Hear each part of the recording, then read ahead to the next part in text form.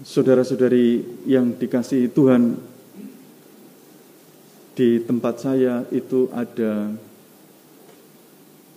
tempat sampah. Di kamar saya ada tempat sampah. Biasanya seminggu sekali itu saya buang, seminggu sekali. Jadi kadang-kadang saya heran dengan diri saya sendiri. Karena apa? Karena tempat sampah itu kan isinya botol minum, terus kadang-kadang bungkus lemper itu masuk ke situ. Kadang-kadang bungkus ciki itu masuk ke situ. Semuanya sampai penuh gitu. Karena kulit pisang itu ada di sana. Dan itu kalau seminggu kan bau itu. Seminggu bau. Dan kadang-kadang semut juga banyak itu ke situ.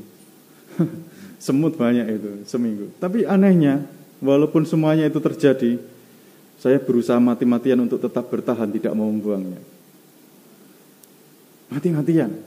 Padahal sudah bau begitu, tidur dengan suasana kayak gitu tuh ya bagaimana rasanya.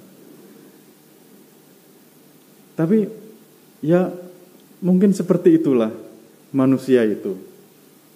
Tapi saya yakin bahwa Ibu tidak. Jadi sehari itu kan sampah langsung dibuang. Saya seminggu itu. Targetnya seminggu. Jadi mungkin seperti itulah manusia. Tentang menjaga sesuatu atau tetap mempertahankan sesuatu yang tidak enak. Mempertahankan kesalahan orang. Mempertahankan kepahitan.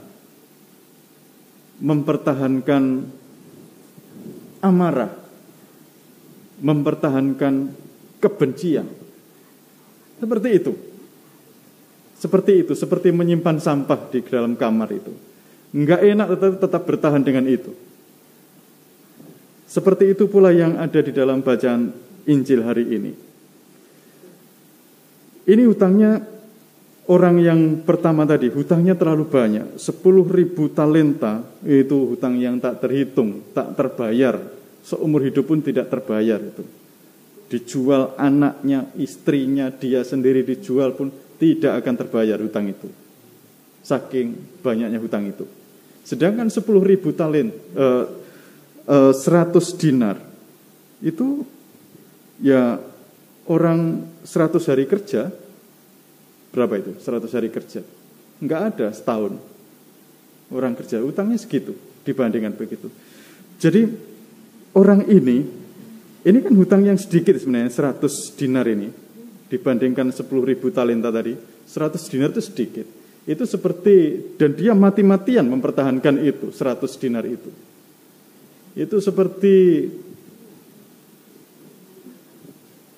tetap memegang kesalahan-kesalahan kecil orang. Tetap menyimpan menjadi alasan, oh aku ini korban tingkah lakumu, aku ini. Aku ini korban kesalahanmu, walaupun itu kesalahan-kesalahan kecil. Saya ingat, saya pernah tinggal di asrama dengan beberapa orang Afrika. Orangnya tinggi-tinggi, makannya banyak. Dan itu membuat saya marah. Wah ini teman-teman yang lain belum dapat, ini sudah ambil sebanyak-banyaknya itu. Orangnya tinggi-tinggi, ya maklum orang tinggi itu makan biasanya banyak. Dia nggak salah dengan itu, dia nggak merasa salah karena memang dia butuh itu. Tetapi buat saya ini salah ini.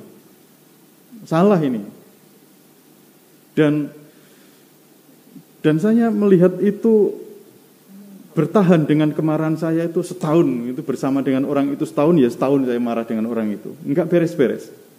Itulah seperti menyimpan sampah di dalam kamar tadi. Kesalahan kecil yang enggak ada artinya sebenarnya itu untuk orang itu. Tapi bagi saya itu menjadi sesuatu yang menyakitkan selama setahun. Dan nekat mempertahankan itu. Nekat itu. Sakit sendiri jadinya. Sakit hati sendiri. Itulah kenapa Bapak Ibu, saudara-saudariku yang terkasih, Tuhan ingin kita lepas bebas Tuhan ingin kita menjadi orang yang kembali berseri-seri wajah kita. Karena orang kalau menyimpan kesalahan orang itu nggak akan ada senyumnya sedikit pun nggak ada. Tapi orang yang lepas bebas itu ya baru dia bisa tersenyum. Jadi Tuhan ingin mengembalikan kita dalam keadaan yang lebih baik, yang penuh sukacita, yang bisa tersenyum, bisa melangkah dengan ringan dan tidak terjebak pada kesalahan yang kecil. Mungkin kalau kesalahan besar oke lah, kita butuh proses untuk itu. Tapi untuk hal-hal yang kecil macam-macam gitu, mudah-mudahan tidak jadi beban kita, tidak kita gendong ke sana sini. Biar kita lebih ringan dalam melangkah dan menjadi umat beriman Tuhan. Semoga berkat Tuhan melimpah untuk kita semuanya.